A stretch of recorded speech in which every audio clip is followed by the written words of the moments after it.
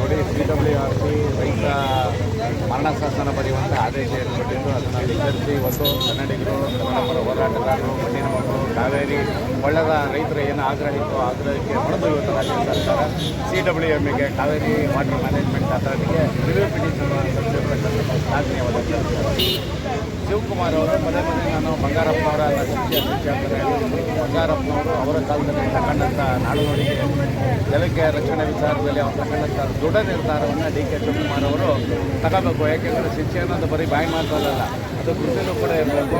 ಹಾಗಾಗಿ ಇವರೇ ಈ ಸರ್ಕಾರವೇ ಕೂಡ ಸ್ಪಷ್ಟಪಡಿಸಿದೆ, ನಮ್ಮ ಕೆರೆಗಟ್ಟೆಗಳಿಗೆ ನೀರಿಲ್ಲ, ದನ ಕರುಗಳಿಗೆ ಕುಡಿಯೋಕ್ಕೆ ನೀರಿಲ್ಲ, ನಮ್ಮ ಬೆಳೆಗಳಿಗೆ ನೀರಿಲ್ಲ ಅಂತ ಹೇಳಿದೆ. ಹಾಗಾಗಿ ಇದೇ ಒಂದು ಬದ್ಧತೆಯನ್ನು ಇಟ್ಟುಕೊಂಡು ವಾಸ್ತವಾಂಶವನ್ನು CWMಗೆ ಮನವರಿಕೆ ಮಾಡಿಕೊಡುವಂಥ ಪ್ರಾಮಾಣಿಕ ಪ್ರಯತ್ನವನ್ನು ರಾಜ್ಯ ಸರ್ಕಾರ ಮಾಡಬೇಕು. ಏನು ಮೇಕೆದಾಟು ಪಾದಯಾತ್ರೆ ಸಂದರ್ಭದಲ್ಲಿ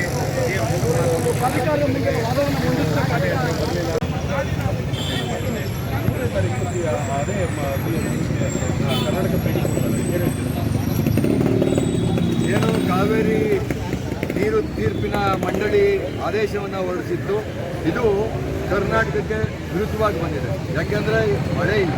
ಈಗಾಗಲೇ ಸರ್ಕಾರ ಘೋಷಣೆ ಮಾಡಿತ್ತು 11 ಜಿಲ್ಲೆ ಬರಪೀಡಿತ ಪ್ರದೇಶ, ಮಳೆ ಬಂದೇ ಇಲ್ಲ ಅನ್ನೋದನ್ನ ಈಗಾಗಲೇ ಕರ್ನಾಟಕ ಸರ್ಕಾರ ಘೋಷಣೆ ಮಾಡಿತ್ತು. KRS ಅಲ್ಲಿ ನೀರಿಲ್ಲ ಅನ್ನೋದು ತಮಿಳುನಾಡು ಸರ್ಕಾರಕ್ಕೂ ಗೊತ್ತಿದೆ.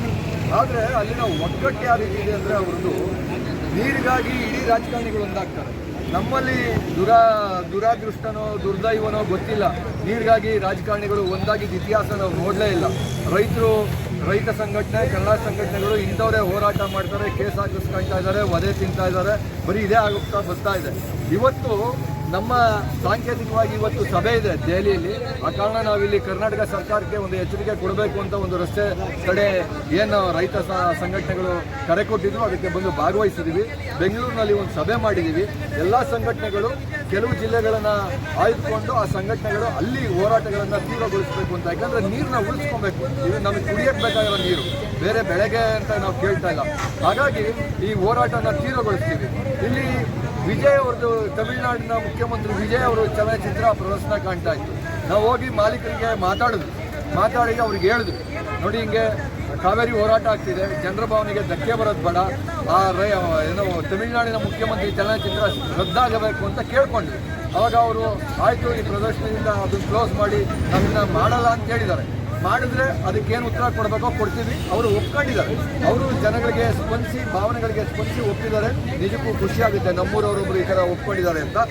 ಎರಡನೇದು, ವಿಜಯ್ನ ಕರೆಸಿ ಕರ್ನಾಟಕದ ಮುಖ್ಯಮಂತ್ರಿಗಳು ಮಾತಾಡೋಕ್ಕೆ ಹೊರಟಿದ್ದಾರೆ. ಮಾತುಕತೆ ಮುಖಾಂತರ ಬಗೆಹರಿಸಿದ್ರೆ ತುಂಬ ಒಳ್ಳೆಯದು. ಯಾಕೆಂದರೆ ಕಾನೂನಲ್ಲಿ ನಾವು ದಶಕಗಳಿಂದ ಹೋರಾಟ ಮಾಡ್ತಿದ್ದೀವಿ, ಯಾರೂ ಒಪ್ತಾ ಇಲ್ಲ. ನೋಡೋಣ, ಇದು ಒಂದು ಅವಕಾಶ ನೋಡ್ತೀವಿ.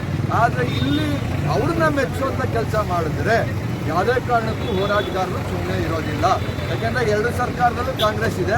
ನೀವು ಮಾತುಕತೆ ಬಗೆಹರಿಸಿದ್ರೆ ತುಂಬ ಒಳ್ಳೆಯದು, ನಾವು ತುಂಬ ಖುಷಿ ಕೊಡ್ತೀವಿ. ಹೋರಾಟಕ್ಕೆ ಅಂಕ ಸಿಕ್ಬಿಡುತ್ತೆ. ಅಕಸ್ಮಾತ್ DK ಶಿವಕುಮಾರ್ ಅವರು ಏನಾದರೂ ವಿಜಯ್ ಅವ್ರನ್ನ ಓಲೈಕೆ ಮಾಡೋ ರೀತಿ ಏನಾದ್ರು ನಡ್ಕೊಂಡ್ರೆ ಖಂಡಿತವಾಗ್ಲೂ ಉಗ್ರವಾದ ಹೋರಾಟಗಳು ನಡೆಯುತ್ತೆ ಅಂತ ಈ ಸಂದರ್ಭದಲ್ಲಿ ಹೇಳಕ್ಕೆ ಬಯಸ್ತೀನಿ.